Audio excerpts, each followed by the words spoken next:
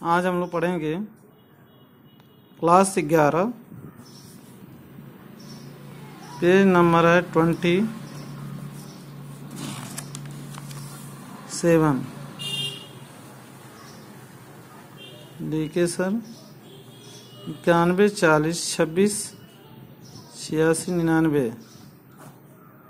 WhatsApp number है 98 38 10 15 30। देखिए इसमें हम क्वेश्चन इतना पहले हो चुका था। आज नेक्स्ट क्वेश्चन बताते हैं एटॉमिक स्ट्रक्चर का ही। क्वेश्चन ये है कि 3D उपकोष होता है लेकिन 3F उपकोष नहीं होता है, क्यों? कह रहा है कि 3D उपकोष होता है लेकिन 3F नहीं होता है। F की सूरत 4 से होती है, 4F उपकोष होता है, 3F उपकोष क्यों नहीं होता है? तो इसका सलूशन दिखाते हैं आपको।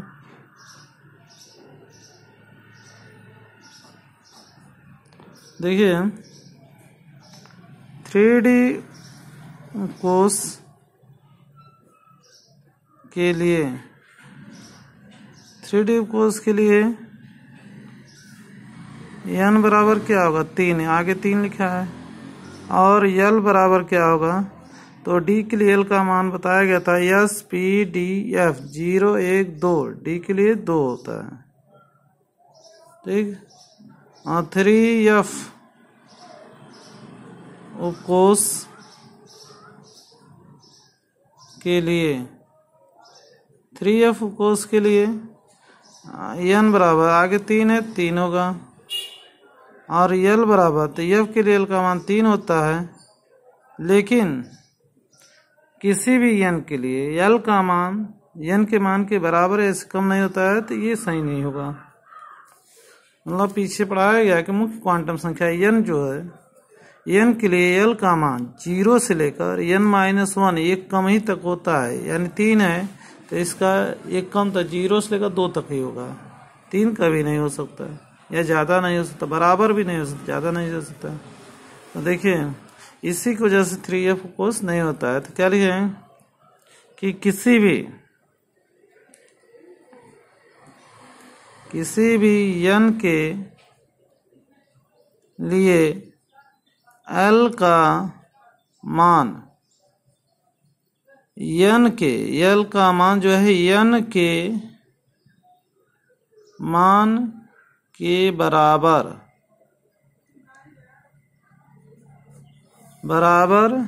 या से, इससे मतलब अधिक नहीं होता है, अधिक नहीं होता है, बराबर या अधिक भी नहीं होता है, उससे कम ही होगा। इसलिए 3D उपकोष में L का मान, चूंकि 3D उपकोष में L का मान है n के मान से कम है, L का मान n के मान से कम है, ये कम है इसलिए संभव है। इसलिए 3D उपकोष संभव है, ठीक है। लेकिन 3F उपकोष के लिए 3F उपकोष के लिए 3F उपकोष के लिए L का मान, L का जो मान है n के मान के बराबर है और जो संभव नहीं है। L का मान N के मान के बराबर है जो संभव नहीं है, इसलिए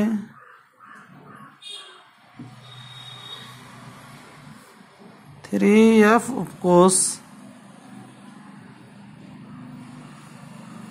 नहीं होता है, 3F उपकोष नहीं होता है। ठीक है,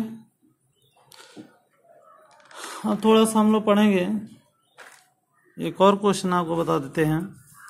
क्वेश्चन है कि देखिए, क्वेश्चन है कि n बराबर 3 यानी मुख्य क्वांटम संख्या n बराबर 3 तथा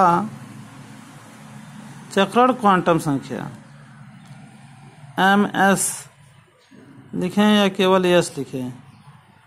चक्र क्वांटम संख्या ms बराबर प्लस हाफ हो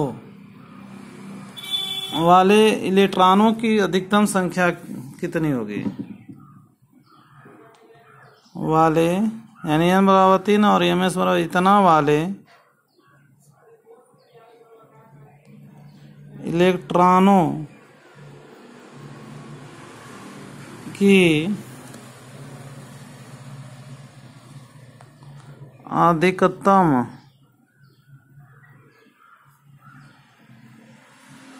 अधिकतम संख्या क्या होगी?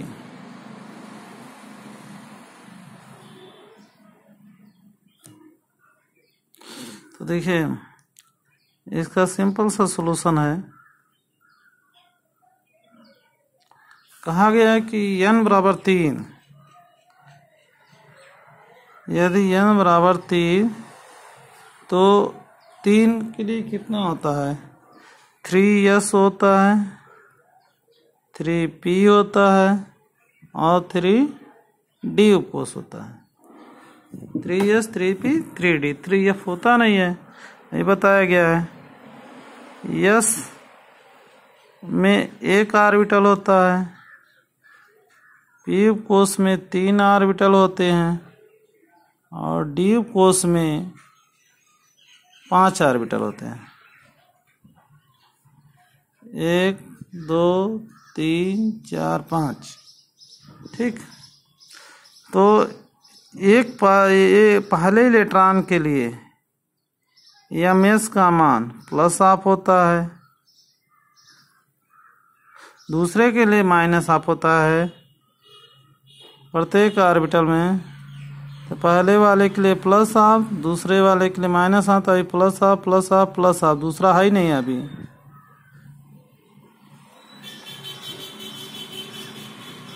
इसका +1/2 +1/2 +1/2 +1/2 +1/2। ये दूसरा वाला के लिए जगह छोड़ा गया। अगर दूसरा होता तो ये होता -1/2। कह रहा केवल प्लस वाले के लिए काउंट करना है। तो 1 2 3 4 5 6 7 8 9, तो कुल इलेक्ट्रॉन होंगे 9।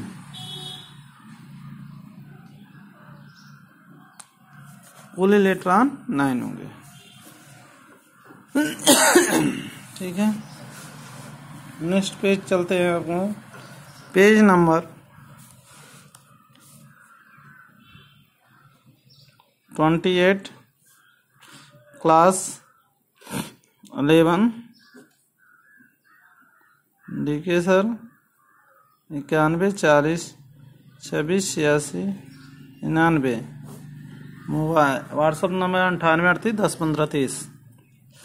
अभी कुछ थ्योरी पढ़ा देते हैं।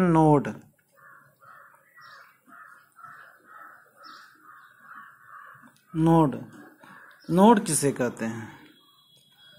तो परमाणु कक्षक का वह क्षेत्र जहां इलेक्ट्रॉन नहीं पाया जाता है उसको नोड कहा जाता है। तो इसकी परिभाषा लिख देते हैं। परमाणु ऑर्बिटल परमाणु ऑर्बिटल का वह क्षेत्र जहाँ इलेक्ट्रॉन घनत्व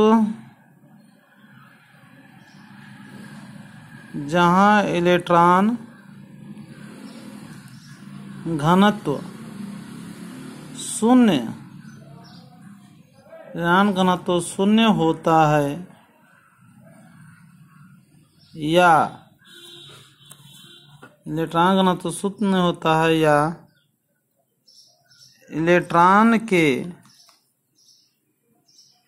पाए जाने की प्रायिकता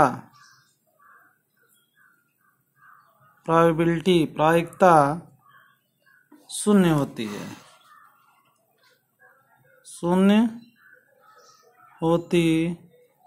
है, नोड कहलाता है। इसी को वह क्षेत्र क्या कहलाता है?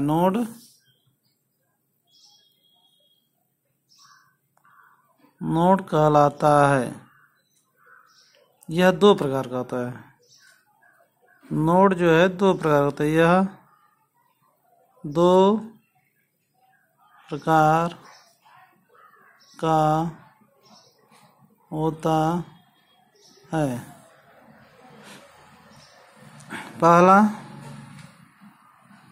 ये त्रिज्य नोड होता है। त्रिज्य नोड जिसको इंग्लिश में रेडियल नोड भी कहते हैं, और भी है कोणीय नोड, एंगुलर नोड। कुछ नोट पॉइंट करके लिखना पड़ेगा आपको। पहला पॉइंट कि किसी ऑर्बिटल में रेडियल नोडों की संख्या निकालनी हो, त्रिज्य नोडों की संख्या तो कितनी होगी? तो किसी ऑर्बिटल में रेडियल यानी त्रिज्य नोड की संख्या का एक फार्मूला याद रखना पड़ेगा। n-1 माइनस l के बराबर होगा। n-1 माइनस l, n मुख्य क्वांटम संख्या, l दिगंशी क्वांटम संख्या है। ठीक है। दूसरा इसका नोट्स पॉइंट बता देते हैं। कोणीय नोड की संख्या पूछते हैं, एंगुलर नोड। तो किसी ऑर्बिटल में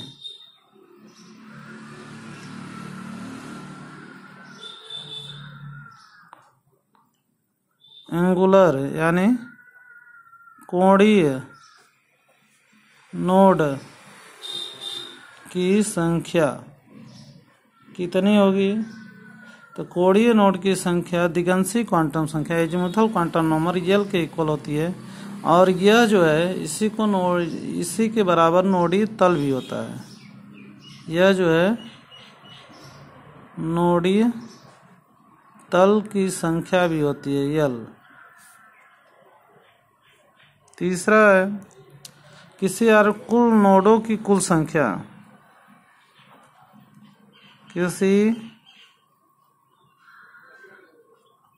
ऑर्बिटल में नोडों की कुल संख्या कितनी होगी? कुल संख्या त्रिज्य नोडों की संख्या n-1 माइनस l प्लस और कोणीय नोडों की संख्या l। तो l और l कैंसिल हो जाएगा, बचेगा कितना? n-1 के बराबर होती है। इसमें थोड़ा सा और पढ़ लेंगे। नोडीय तल क्या है? नोडीय तल परमाणु ऑर्बिटल उसी तरह से ये जिसे नोड है वही नोडीय तल भी है, थोड़ा सा चेंज है। परमाणु ऑर्बिटल में वह तल जिसमें इलेक्ट्रॉन आवेश घनत्व, जिसमें इलेक्ट्रॉन आवेश घनत्व शून्य होता है, नोडीय तल कहलाता है। नोडीय तल कहलाता है। ठीक है, एक क्वेश्चन दिखा देते हैं, एग्जाम्पल। मान लीजिए पूछ दिया जाए कि 3D कक्षक में, 3D कक्षक ऑर्बिटल में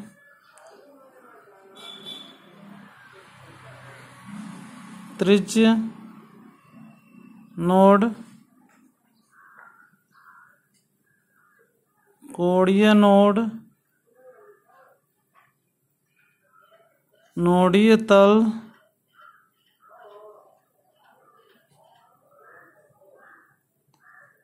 और नोडों की कुल संख्या बताइए।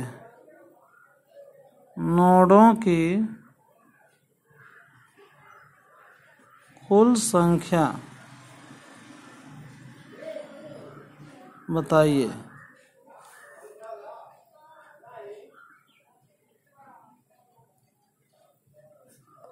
तो इसका सलूशन क्या होगा? बारी बारी से निकालते हैं। पहले त्रिज्य नोड, कोणीय नोड, नोडीय तल तो सब निकल जाएगा। 3D कक्षक में त्रिज्य नोड की संख्या इक्वल टू क्या बताया गया था? फार्मूला n-1 - l के बराबर होती है।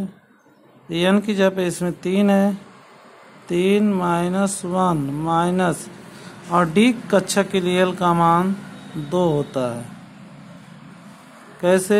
SPD 0 1 2, डी के लिए 2 आएगा। 2 और 1 -1 - 2 -3, ना 3 कट जाएगा, ये 0 हो जाएगा। त्रिज्य नोड की संख्या क्या होगा? 0।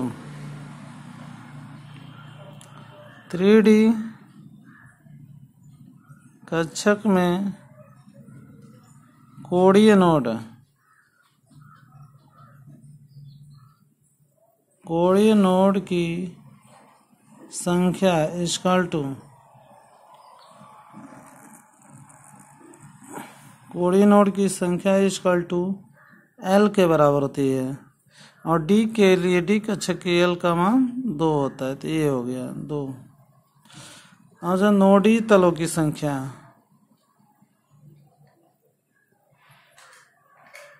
नोडीय तलों की संख्या भी l के बराबर होती है। डी के लिए l का मान 2।